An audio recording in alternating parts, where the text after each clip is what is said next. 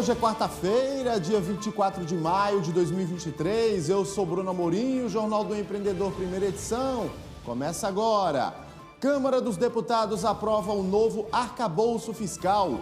O conjunto de regras vai ser usado para controlar as contas públicas. Inovação e tecnologia na maior feira de negócios na agricultura do Distrito Federal. Em uma entrevista, vamos discutir as vantagens e as desvantagens das reuniões de trabalho. Tudo isso e muito mais você confere aqui e agora no Jornal do Empreendedor, primeira edição.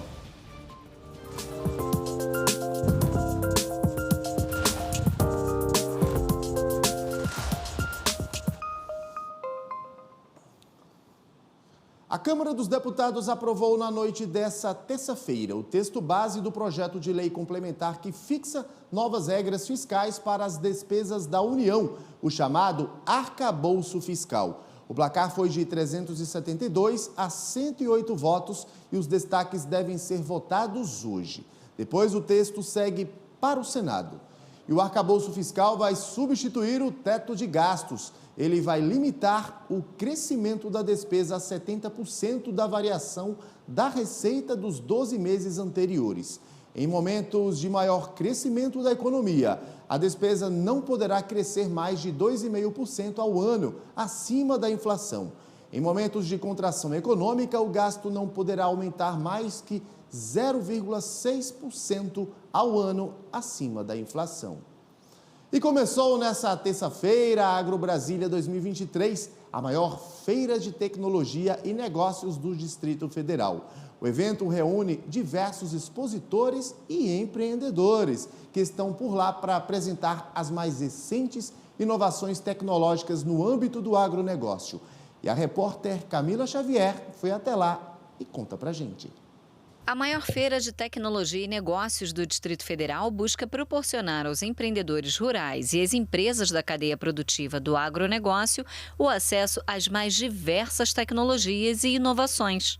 Organizada pela Cooperativa Agropecuária da região do DF, a AgroBrasília abrange uma extensa área de exposição e serve como vitrine para as mais recentes inovações tecnológicas no âmbito do agronegócio.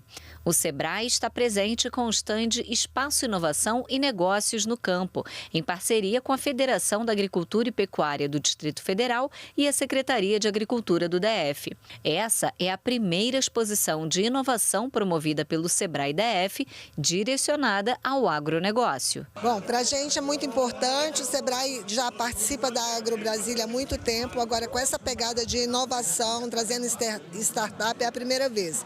Então nós ampliamos nossos espaços e temos aqui vários empreendedores dessa área de inovação voltada para o agronegócio. A abertura do estande contou com a presença de autoridades neste primeiro dia de feira. O presidente do Conselho Deliberativo do Sebrae Nacional e vice-presidente da Confederação da Agricultura e Pecuária do Brasil, mostrou em seu discurso a força do agronegócio brasileiro. Eu quero homenagear o pequeno, médio e o grande produtor, porque para nós não tem distinção.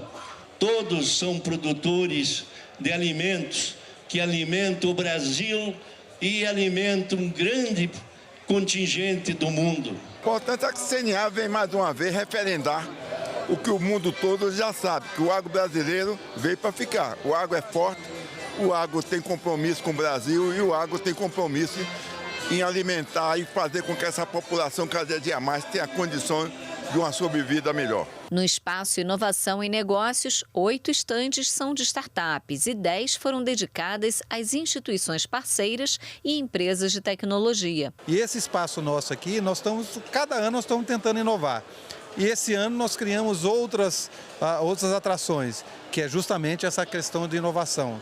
Trouxemos as startups, trouxemos a própria CNA através do hub de inovação deles, somos uma fundação de amparo à pesquisa, trouxemos várias entidades voltadas à inovação. E continuamos trazendo os empreendedores, os pequenos empreendedores aqui do Distrito Federal, mostrando os seus produtos, o que eles produzem, o que eles são comercializados. Tem também artesanato, floricultura, produtos alimentícios regionais e muitas oportunidades de negócios. Encontros como esses geram conhecimento e trazem renda para a região. A Jaqueline participa da Feira Agrobrasília há mais de 10 anos. Empreendedora desde criança, a venda de produtos e serviços sempre fez parte de sua vida.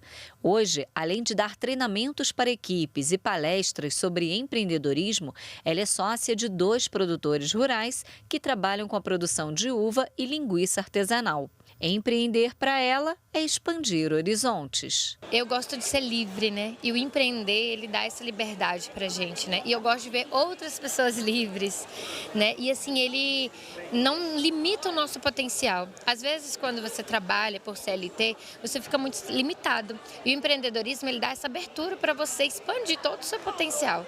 E eu sou apaixonada por isso. Aí, tanto trabalho como ensino as pessoas também a empreenderem.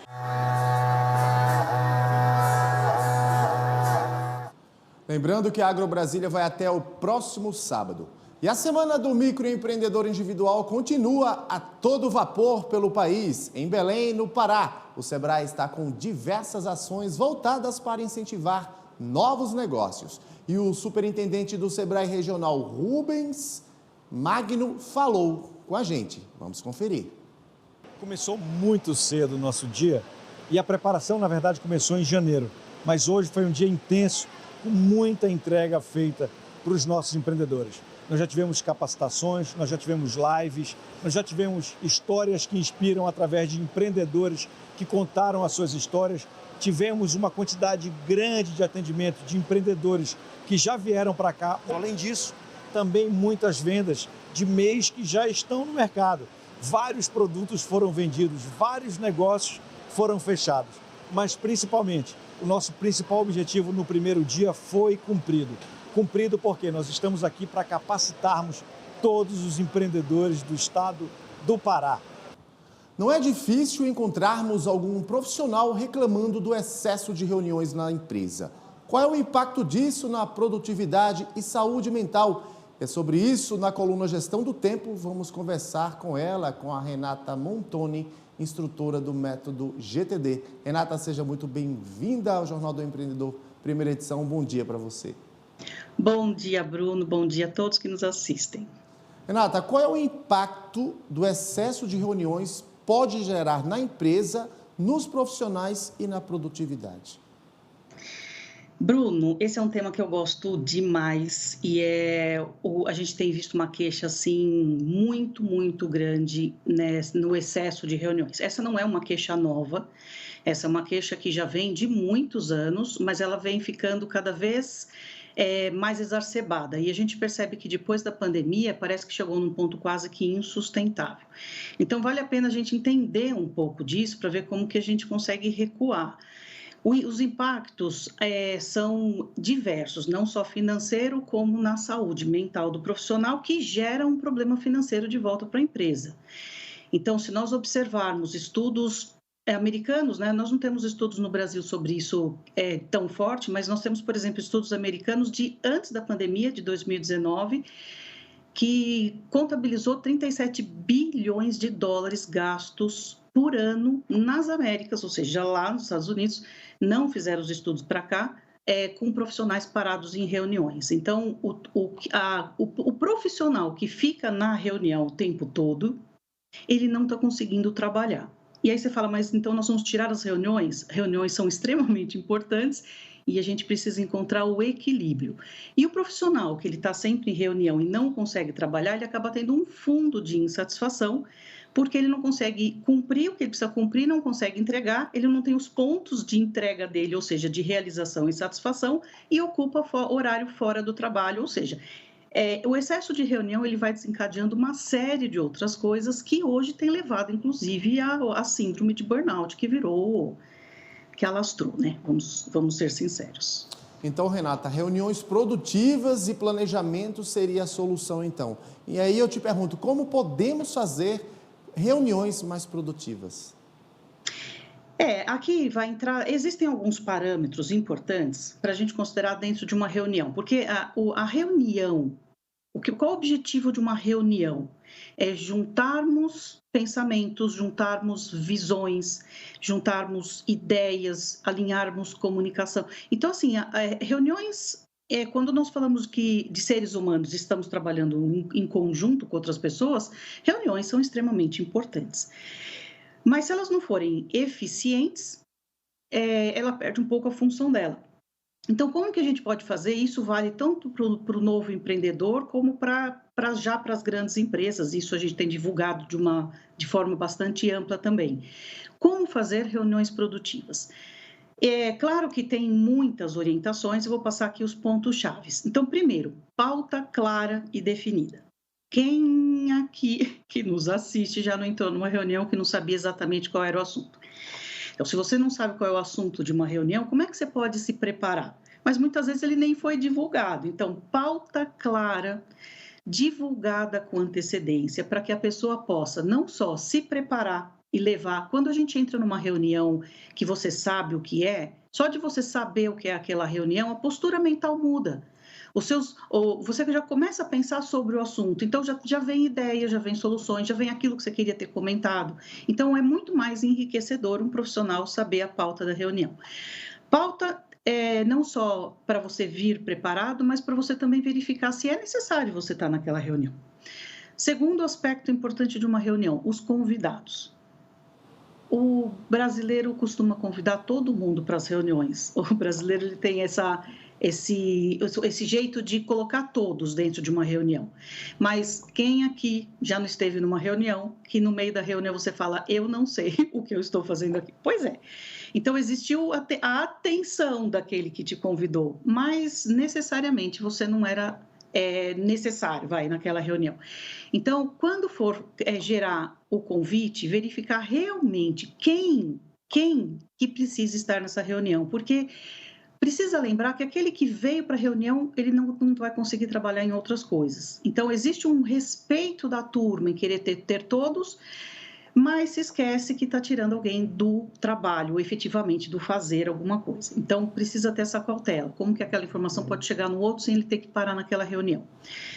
Terceiro, objetivos muito claros. Bruno, objetivos muito claros dentro da reunião. E divulgue isso no começo da reunião. Essa reunião, nós temos esse objetivo e busco esse resultado. Ou seja, foca no que se precisa para aquela reunião. O brasileiro é muito criativo, ele é considerado o profissional mais criativo, então é natural que nas nossas conversas saiam ramificações de ideias que vão gerando pensamentos paralelos. Quando a gente percebe o objetivo original da reunião, muitas vezes se dispersou, terminou o tempo, não conversamos o que tinha que conversar, abriram vários outros assuntos no meio. Então, uma definição clara no começo da reunião. Essa reunião é esse objetivo, além da pauta entregue. A reunião é esse objetivo e busco esse resultado. Então, foco total naquilo. Quarto, regras claras. Regras claras. Reunião deve começar no horário dela e terminar no horário dela. É um respeito em relação ao horário de todos. O brasileiro é muito comum, chega atrasado e termina depois. Mas isso vai degringolando o calendário de todos os outros profissionais, porque as pessoas encavalam as reuniões, sai de uma, tem que entrar na outra, né? Então, regra boa, celular, pessoal, celular na reunião, fazer a reunião estender. Existem empresas que os celulares ficam todos do lado de fora. A reunião ela é mais objetivada. Por último, dentro da reunião, ação clara, definida, qual o proprietário dessa ação, clara, quando que ele entrega e como que ele me divulga se foi feito. Não saiam das reuniões sem saber por que você entrou nela ou por que você está saindo dela sem nada. Então, final da reunião, checagem. Quais são as ações, quem ficou com a ação, quando que é entregue e como que é divulgado.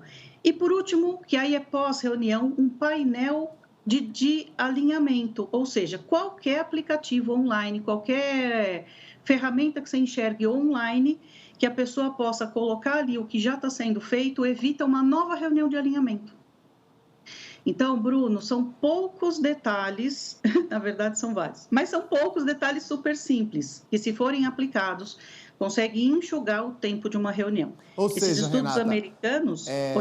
Desculpa te interromper, precisa haver de fato aí um equilíbrio com o calendário de reuniões e o tempo para trabalhar, não é isso? Renata, eu quero aqui agradecer a sua participação ao vivo com a gente, a Renata Montoni, ela que é instrutora do Método GTD. Mais uma vez, obrigado. Obrigada, Bruno. E no próximo bloco, autoridades do BNDES debatem empoderamento negro na economia. Eu volto daqui a pouquinho, não sai daí.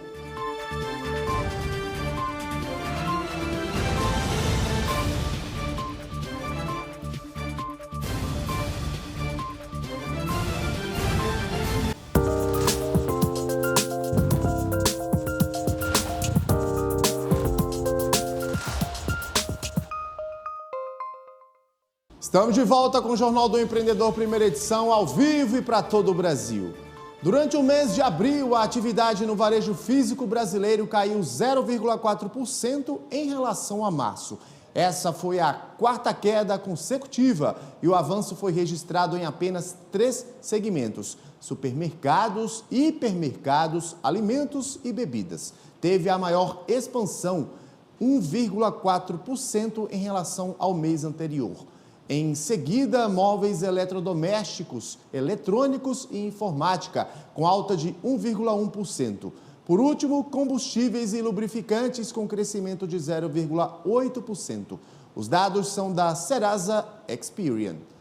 Investir no bem-estar dos funcionários aumenta não só a qualidade de vida, como os resultados das empresas. Segundo o estudo da Gympass, feito com mais de 2.000 líderes globais de recursos humanos, esse tipo de investimento aumenta o engajamento e a produtividade dos colaboradores. E é sobre esse estudo vamos conversar agora ao vivo com o cofundador da Gympass no Brasil, o João Barbosa. João, seja muito bem-vindo ao Jornal do Empreendedor, primeira edição. Um bom dia para você. Bom dia, Bruno. Muito obrigado aí pelo convite para falar de um tema aí tão importante que é o bem-estar aí das pessoas, dos nossos colaboradores. É verdade, João. João, quais são os principais resultados desse estudo? Olha, Bruno, o Gympass, a nossa missão é promover a atividade física e garantir que o bem-estar seja universal. E baseado nisso, o que a gente evidenciou? Que mais de 97% das empresas que reportam resultados, né, que calculam o retorno de investimento dos programas, eles veem resultados positivos. E aí, quando a gente olha esse desdobramento, a gente observa que, por unanimidade, aí, mais de 90% das empresas veem que esses programas são muito importantes nos temas de retenção, em aumentos de produtividade, em questão de recrutamento das pessoas. E um ponto muito importante também, mais de 80% das empresas reportam economia com os gastos de sinistralidade, com gastos médicos, faltas, absenteísmo dos colaboradores. Na sua opinião, João, por que é importante fazer esse tipo de investimento? Olha, Bruno, eu acho que cada vez mais o tema do burnout ou cuidar das pessoas deixou de ser algo legal de ser feito pelas empresas e passou a ser uma necessidade. Por quê? Hoje, todas as empresas elas têm um papel de protagonismo nessa história, porque para muitas pessoas, mais de 80% das pessoas consideram os programas de qualidade de vida das empresas tão importantes quanto a sua remuneração, quanto o seu salário. Mais de quase 90% das pessoas, elas decidiriam sair ou deixar uma empresa que não oferecesse nada ou não tivesse nenhuma preocupação, nenhum programa efetivo nesse tema. Então, hoje, não somente pensando aí nos resultados das empresas, né, que é aumento de produtividade, aumento de retenção, engajamento dos colaboradores, também é uma ferramenta muito importante para que a empresa possa atrair talentos. Então, hoje, se falar de qualidade de vida, de bem-estar dos colaboradores, é falar em produtividade, retenção e melhores resultados para a empresa. Então, da mesma maneira como um empresário ou um líder de recursos humanos hoje, ele está preocupado em como ser mais eficiente, como aumentar os resultados da empresa, ele também tem que relacionar e se preocupar diretamente com os colaboradores, que esse tema, hoje em dia, está no top of mind aí de todos os colaboradores e mais de 90%, né, considerariam deixar uma empresa caso não tivesse nenhum programa estruturado relacionado à qualidade de vida. Ou seja, João, investir no bem-estar dos funcionários são várias as vantagens os benefícios, né? Fazer esse tipo de investimento, na verdade, ajuda a atrair até novos talentos e também a manter aqueles que se destacam dentro do trabalho, dentro do ambiente de negócios, correto? Isso mesmo. Então, hoje, eu acho que pós-pandemia, toda a preocupação das pessoas em poderem se cuidar, em terem uma melhor qualidade de vida, se alimentar melhor, então a consciência das pessoas aumentou bastante. Então, quando a gente olha isso para o lado da empresa, é uma necessidade para ela se tornar e se manter competitiva no mercado, porque a grande maioria das empresas já está trabalhando, mais de 90% dos líderes de RH oferecem algum programa, estão interessados, né, em desenvolver algum tipo de programa com seus colaboradores, e isso, a importância disso é mostrar e calcular, mensurar esses resultados, porque os programas de qualidade de vida são um investimento para a empresa, não um custo. Então, se você tem um objetivo aqui de melhorar a produtividade, tornar a empresa mais competitiva, mais produtiva, esse é um caminho muito importante para a empresa seguir. É verdade. João Barbosa, eu quero agradecer aqui a sua participação ao vivo com a gente no Jornal do Empreendedor, primeira edição. Muito obrigado, Bruno, pelo convite. Mudando de assunto, a equidade racial passa por diversos segmentos, em especial a cultura, o empreendedorismo e a economia. Pensando nisso, o BNDES realizou um seminário para discutir novos caminhos e os impactos positivos da diversidade. O auditório do BNDES, no centro do Rio, teve seus lugares rapidamente ocupados. Uma plateia quase toda preta. Em pauta, novos caminhos, perspectivas e impactos positivos da diversidade étnico-racial nos setores financeiro e econômico. Esse evento ele é um marco, né, na nossa história. Como que a gente vai conseguir construir políticas públicas que envolvam o debate da economia e que seja transversal e que possa atingir outros atores. Então, assim, a gente não tem aqui só pessoas do movimento negro, a gente também está com a presença de alguns CEOs, né, de outros atores que atuam dentro do campo da economia em alguma medida e que, eventualmente, não consegue avançar em algumas temáticas, inclusive na pauta racial. Os compromissos abrem portas para um universo de potências. Quando o financeiro, como um grupo como o BNDES, pega e assume isso publicamente, é uma maravilha, porque você chegou naquilo que é muito importante. E para falar sobre empoderamento negro e transformação econômica, é preciso trazer para o debate direitos, acesso, políticas públicas e racismo. Se você chega numa empresa, 40% do chão de fábrica, igual foi colocado aqui, é negro. Quando sobe os carros maiores, aquela distância se torna 99% são brancos. Por que nós somos tão capazes como o branco, como o azul, como o amarelo? Então, o racismo ele está introjetado ainda na nossa sociedade. Foi dito aqui que nós temos que mudar os nossos costumes, principalmente as pessoas que dizem que são antirracistas. Esse debate ele é negligenciado e que a gente não dá mais para ficar só na questão da política de cotas enquanto graduação.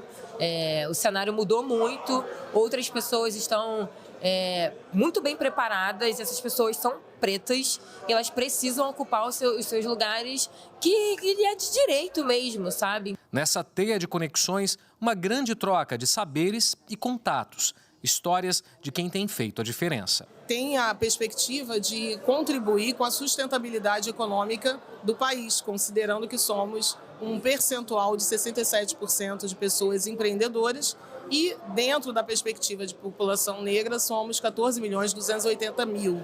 E então, como as microempresas e pequenos negócios são o mote, né, da nossa sociedade, da construção socioeconômica, nós fazemos esse suporte a partir de conhecimento, qualificação, orientação, para que futuramente essas pessoas possam ter uma maior sustentabilidade e manutenção dos seus negócios, isso no Brasil inteiro. Eu trabalho com representatividade da cultura africana com meus sabonetes artesanais.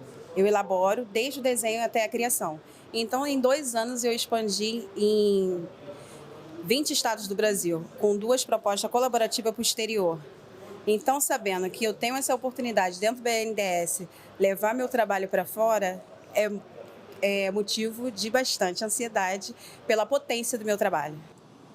Atenção, contribuintes! A Receita Federal abre daqui a pouquinho, às 10 horas da manhã, a consulta ao primeiro lote de restituição do Imposto de Renda Pessoa Física de 2023. Para saber se a restituição estará disponível, o contribuinte deve acessar a página da Receita Federal na internet e clicar nos itens Meu Imposto de Renda e consultar a restituição. No primeiro lote, considerado pelo órgão o maior da história, serão distribuídos cerca de 7,5 bilhões de reais. E vale lembrar que daqui a uma semana, na próxima quarta-feira, encerra o prazo para a entrega da declaração. Importante ficar atento. E o Jornal do Empreendedor, primeira edição, fica por aqui. A próxima edição é daqui a pouquinho, às 11h30 da manhã, com Sebastião Garcia. Eu volto amanhã. Até lá. Tchau.